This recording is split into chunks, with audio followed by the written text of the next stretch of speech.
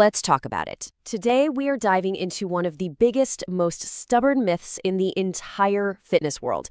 The idea that lifting weights is going to make women bulky. I mean, have you ever stood in the weight room, looked at the dumbbells, and thought, I don't know. What if I get, too big? If that sounds even a little bit familiar, trust me, you are not alone.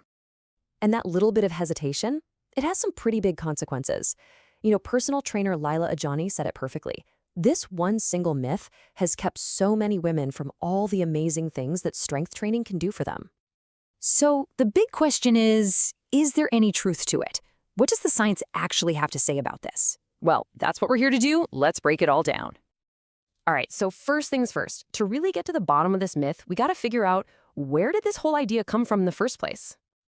Well, for a lot of people, when they hear bulky, the image that pops into their head is a professional female bodybuilder.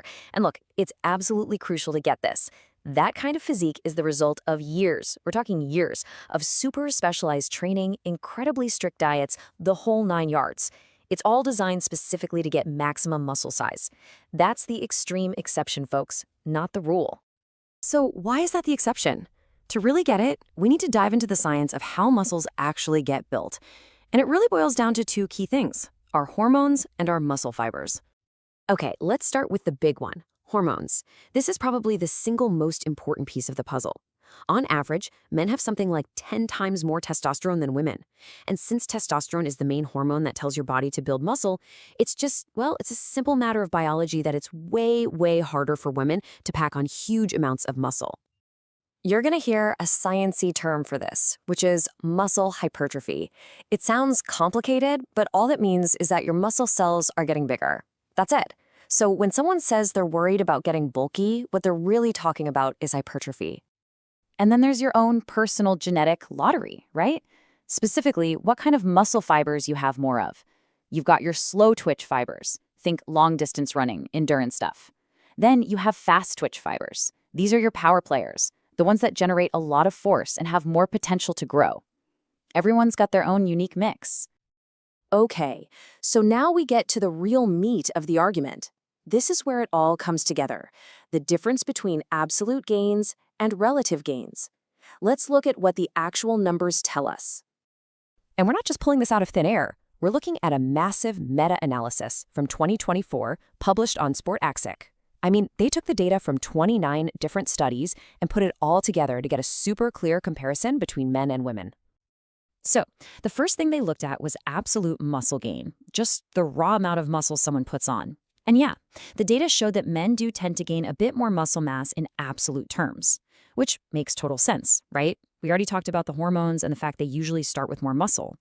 But, and this is a big but, that is only half of the story. Because here comes the real kicker.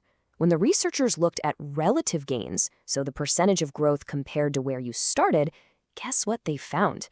The gains were almost exactly the same for men and women. Identical. Let that sink in for a second.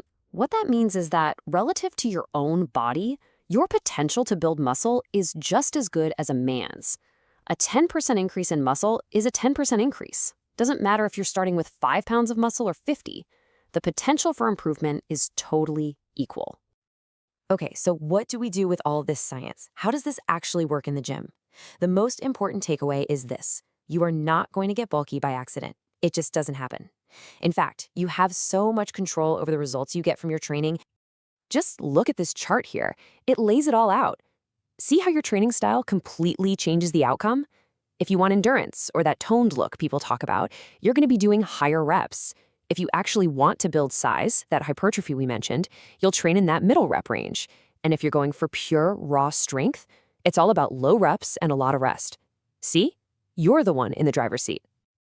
And no matter what your specific goal is, there are a few golden rules that always apply. First, focus on the big bang for your buck movements, things like squats, deadlifts, and rows that work a ton of muscles at once. Second, you got to use progressive overload. All that means is you keep challenging yourself by slowly adding a little more weight or an extra rep over time. And last, but maybe most important, you've got to be consistent. Of course, training is only one part of the equation. You've probably heard the saying, you can't out-train a bad diet. And it's true. So let's talk about that final piece of the puzzle, nutrition. So let's get specific for a second. The number you really want to remember is for protein. The science-backed sweet spot for women who are strength training is right around 1.4 to 1.8 grams of protein for every kilogram of your body weight, every day.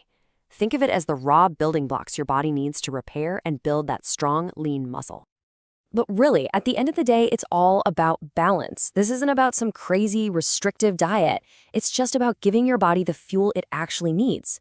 You need carbs for energy, you need healthy fats for your hormones to work right, and of course, you gotta hit that protein goal we just talked about. And I'm gonna say this one more time just so it really sticks. You will not get bulky by accident. It will not happen. To get that result, you'd have to purposefully and consistently eat a ton of extra calories, a huge surplus. And that is a completely different universe from the kind of balanced diet we're talking about for getting lean, strong, and healthy. All right, so let's do a quick recap. What did we learn today? 1, because of hormones, it's really, really hard for women to get bulky. 2, your potential for growth, percentage-wise, is exactly the same as a man's. 3, you are in complete control of your results based on how you train. And 4, the right nutrition is all about fueling lean muscle, not creating unwanted bulk.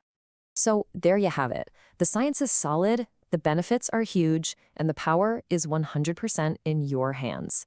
So now that you know that the only thing standing in your way was a myth, are you ready to find out just how strong you really are?